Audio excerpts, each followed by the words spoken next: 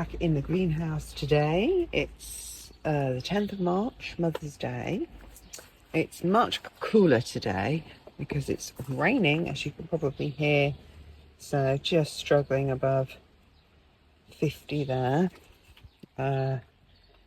which is, just 10, 11, 12 degrees Celsius. But I was really pleased when I came out this morning to see I have a first germination on this Carthamus here, which is like a very creamy, in fact I've got more there. This is on my seed bed. I've got some more coming up here. You can see these were quite big seeds. I think I planted them in one of my videos previously, just recently. I must have done, because look, they're only just germinating now. And I put them, I was umming and ahhing about putting them down here, and then I took them inside. And then when I finished the seed bed just a couple of days ago, I put them on here because I figured this seed bed, it's keeping this soil nice and warm here. Seed bed here. Obviously, I'll link the video of how I did that. And, they're coming up now. So I was really pleased to see that development. And even just next to the seed bed, obviously it's a thermal mass. There's some radiant heat. So these nice sunflowers are coming up now too. So, and some of the dahlias, but some of them now, they've only been on the seed bed a few days, but as you can see, the soil is really warm. It's really warm to the touch, especially in this middle area of the seed bed. Although it's warm to touch here, the soil, but these pots are bigger, so there's more soil mass to warm, I suppose. They're still warm, but they're not as warm as the soil on these foil trays. I guess it conducts the heat really well in these foil trays as well, so that's something worth considering. Anyway, back to the project today, which is preparing my living roof for my log store. So my log store on the drive is in sunshine, full sun more or less.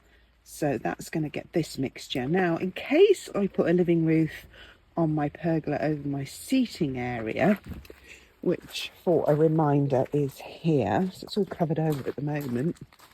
And in the summer I had a gazebo over here. So that's the permanent pergola, which was cut down from here. So I had this pergola here just cutting off the borders, cutting off the sky.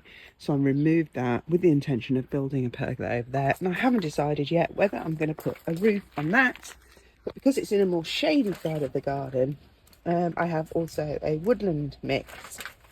Obviously this is native British wildflowers, but of course I'm sure wherever you are in the world you'll have your own similar packets of native mixes. So what I'm going to do is I'm going to sow these. It does say sow direct, but I just don't find I have a great deal of success sowing things direct. So I'm pretty much not doing that at all anymore, except sometimes, occasionally, in a pot, something like this. You can see the few starting to germinate there. All things that are just so robust, and I have so many seeds I can afford to just throw them in, such as these poppies, and I think I have nigella here, and of course my sweet peas. And obviously you wouldn't do that if you only had a packet of 20 seeds, but because I have a good number now, I can just chuck them in. So apart from those, there isn't really much. These are all self-seeded here. There isn't really much I direct sow. Especially, look at the state of the water here, look. So much water. Unbelievable compared to yesterday. Beautiful yesterday. Okay, so that's what I'm going to do today. The first thing I'm going to do is pop some holes in these trays for drainage.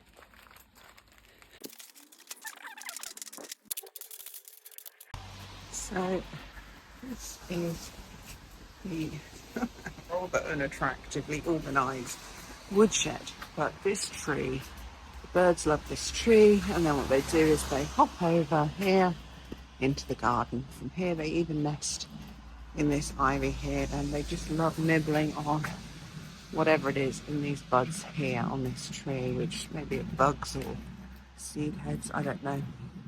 So this is where I want the living roof because it's south-facing. So in my previous video, what I'm going to do 2024, this was one of my projects, and I'm going to cut down this branch. And I just threw this grass on here to see if it would grow. So I may use that as a base, but obviously I've got to build an actual base first. But before I do any of that, I'm sowing the seeds because I want to make sure they're going to germinate and live happily. So basically the birds, which absolutely love this arrangement of shrubberies and trees and ivy here, they often stand on the top of this log shed chatting to each other, see if the coast is clear, and they go around the garden. It's really pleasant to see. So I thought we could make this a really nice landing base for them with wildflowers, wild grasses, and, you know, food. My usual compost mix here for seed starting, which is the sharp sand and compost. All right, there they are. So I'll start with the wildflower mixture, which is the one that's going to go on the log roof, the living roof. And just take a look at the instructions on the back, and I'll use this little stick here to go in the soil. So thinly, cover lightly. Yeah, I'm going to keep them in the greenhouse as well, just for that extra, you know, I don't want anything digging through the trays. I've noticed rodents have been digging through my rose seeds. So I'm going to keep them in the greenhouse, hopefully minimise the risk of that. All right, I dried off my stand because it was just getting too tricky. I think I'm going to sow the whole lot. There's lots in here, but what I will do is when they germinate, I'm going to sort of break little bits off like plugs and then evenly transplant them into the roof when I've obviously finished making the roof. Time for the glasses. Here we go. Okay, so yeah, let's just evenly sprinkle them and see what comes up. I don't care how dense it is because whatever lives will live and whatever doesn't won't. And then I just kind of exfoliate it, scarify it if you like, into the soil.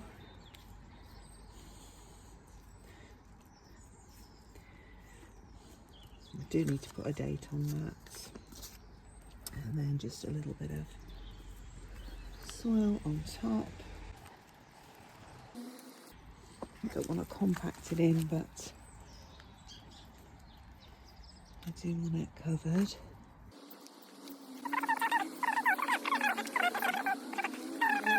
Okay, that's that one. And then we'll do, this is the woodland mixture. So this back row here is all north, kind of facing, obviously shaded by the fence, hedging and all this. So this would be ideal for the woodland plants, but obviously just sprinkling seeds here where there's already some pretty heavy growth. Some of it I mind, some of it I don't mind. Then they would just get lost. So I'm going to again start them in the tray and then maybe transplant plugs around in this area here so that we'll have some nice shady woodland plants this side here.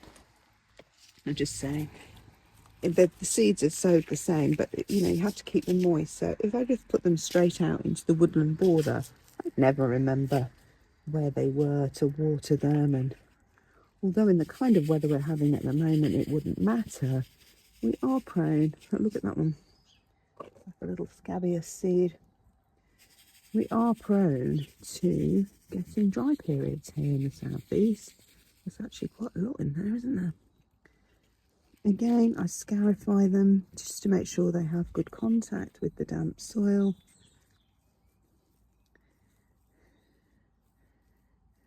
And then cover. It also helps to sort of just spread them out so they're not on top of each other. And then we'll just light covering, and then we can put them in the greenhouse where I can sort of monitor the watering because I'm in there watering anyway, so I won't forget them. hopefully. I doubt it, because honestly I am obsessive with watering my plants and babying them. It's like the first thing I do when I get up in the morning with my coffee, let the dogs and the cat out, and have a little walk into my greenhouse and around the garden generally to see what exciting new things are growing, which was why I know it was so excited about that creamy thistly one that's growing. I'm really looking forward to growing that as a cut flower, but I think it will be a great pollinator too.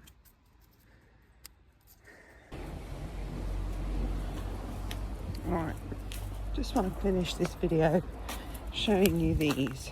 So, and obviously my Navigarian's greenhouse. Right, all my marigolds are flowering now. Look, they were all raised under the grow lights. Actually, I do like them now. I thought they were a bit short. They are a bit shorter than I wanted. But so the woodland ones are under here, where they'll won't get as much sunlight. And I put the wildflower ones here where they will get more sunlight, because the sunlight comes in this way here. And I just want to show you, I showed you at the beginning of the video, this is the next morning. These Carthamus are all coming up now. Saffron thistle. Is that what it's called? Saffron thistle. So they're all popping up. These are the ones on the heat bed. I think I posted me sowing these and what I was doing with them in a previous video. If I can find which one. It's only a couple of videos back. I can't exactly remember which one it is, and I ended up putting these on the seed bed because I knew they needed a certain temperature to germinate. And these were sown exactly the same day and went on the window ledge, which is a south-facing window ledge above a radiator. And yet, may have a little bit of action there. But in general, you can see how the heated seed bed, the results speak for themselves, even a warm window ledge. I'm going to put these back anyway because I think they will still germinate, and it'd be interesting to see as a test piece how these end up comparing as mature plants. But as you can see, the heat bed bench seems to be winning hands down.